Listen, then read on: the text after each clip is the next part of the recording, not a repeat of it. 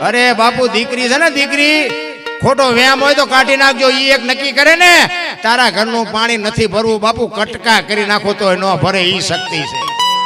એ તો મા બાપ ની આબરૂ. એક ભાટી રાજસ્થાન એક મેં પ્રસંગ સાંભળેલો. ભાટી દરબાર મોટું ઘર એક ઠાકોર સાહેબ જેવો અને એના દીકરાના લગ્ન ને બાપુ હવે એવો મોટો માણા એને આ માણસો કેવા આવે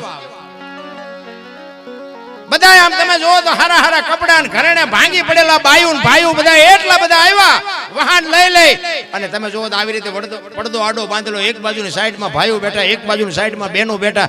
પણ બાપુ બહેનો એ અઢળક બાપુ ઘરેણા ભાંગી પડે એવા ઘરેણા પહેરેલા. ભાઈઓ એ પોતપોતાના ઘરેણા પહેરેલા અને સારા કપડા સારા વાહન હથિયાર. કારણ કે મોટા ઘરે લગન આખો ડાયરો બાપુ હકડા ઠઠ બેઠો. એમાં બહેનોનો જે વિસ્તાર હતો ને એમાં એક બેન બેઠા હતા ને એની માથે ઘરેણું નહોતું. બધી બહેનોને લગભગ ને બાપુ ઘરેણું ભાંગી પડે એટલું. એ બેન જે હતી ને એને એક નાકની ચૂંક સિવાય કાંઈ જ નહીં. અંદરો અંદર બેનો બધી વાતો કરવા મંડાણી.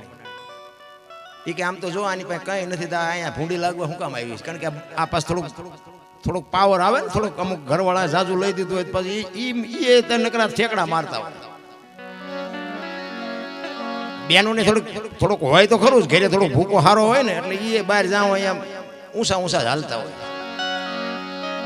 એ કે આવડું મોટું ઘર છે અહીંયા આટલા બધા મહેમાન આમાં કોઈને બાપુ કાંઈ ઘટતું નથી ને આમને કે જોવો તો ખરા બાવળિયા જેવા થઈને આવ્યા. આમને શરમ નહીં આવતી હોય. તો એક બેને એ બેનને પૂછ્યું એ કે બેન તમારે બીજું કાંઈ ઘરેણું જ નથી કે તમે હાવ આવા કપડાના આવા હાવ ઘરેણા વગેરેના તમે પહેરી. કે ના ઘરેણું નથી. કે તો ભાઈ સમયની વાત છે.